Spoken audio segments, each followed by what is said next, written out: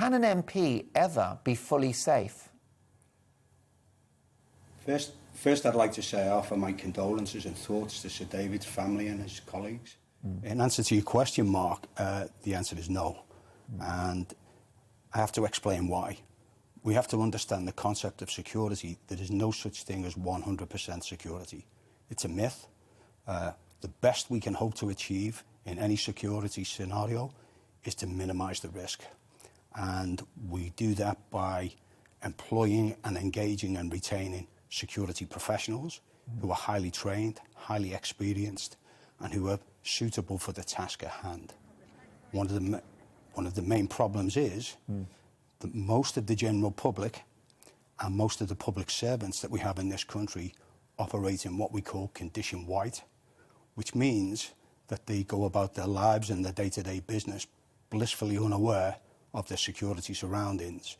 And sadly, this creates problems.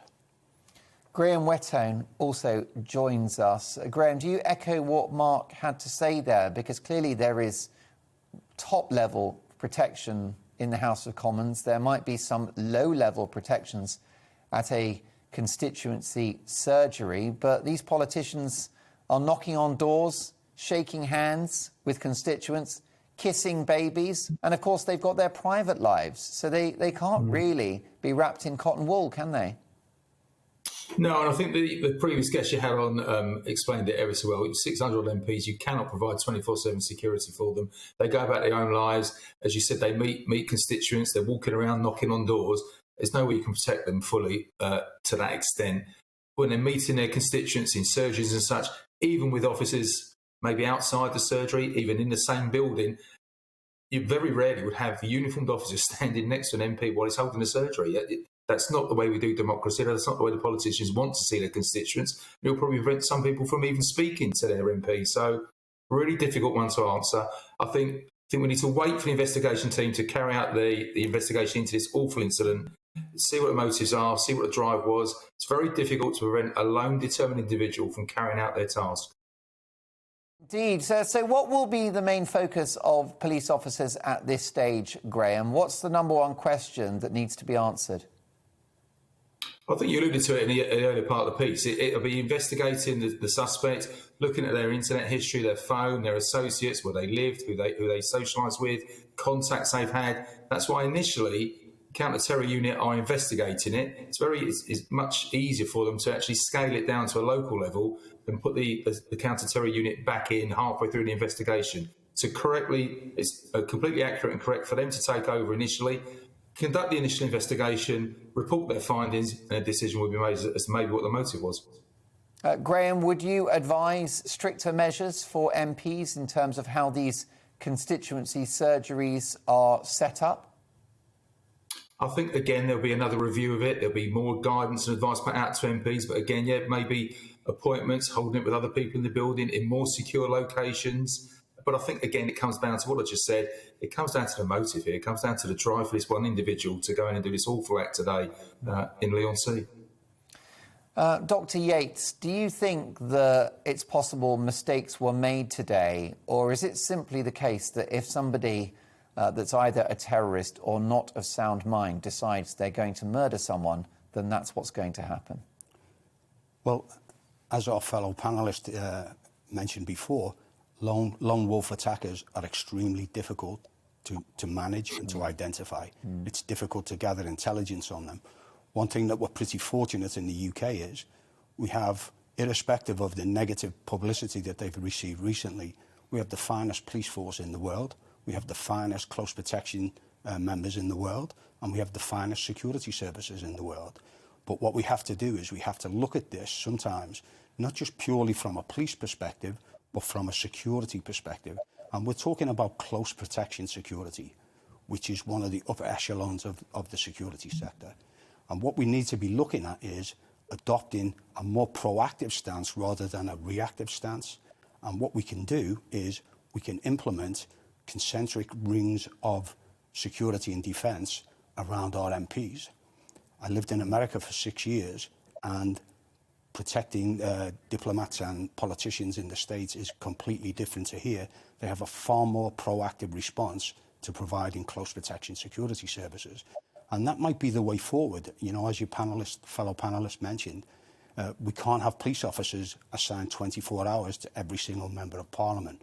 But what we can do is adopt a more proactive kind of system of advising and counselling and mentoring members of Parliament.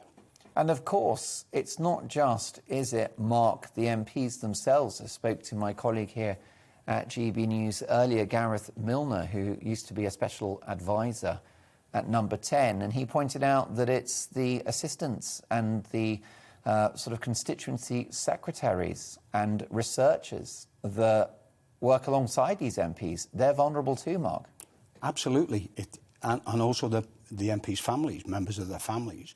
Anybody that's seeking to attack anybody in this type of environment are always looking for the weakest link. And frequently that weakest link can be, as you mentioned, Mark, a member of the VIP or the Member of Parliament staff, support staff, extended family, people that might work for that particular MP.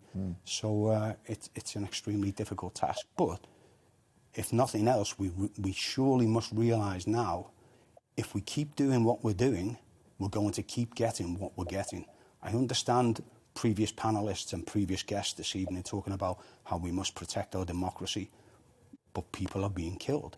And we need to significantly increase the security provision, security service around these MPs. So, Mark, what you're saying is that you don't necessarily have sort of 24/7 close protection that enjoyed by the Prime Minister, the Home Secretary, the Foreign Secretary, but that there is a broad infrastructure of security that surrounds every Member of Parliament. Yes, absolutely. And what we're talking about is having overlapping concentric circles of defence and security so that we seek to minimise the risk.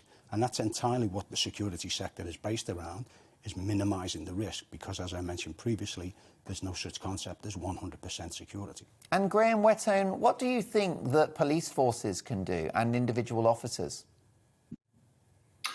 Depends on, as we've already mentioned, depends on the information intelligence they've got.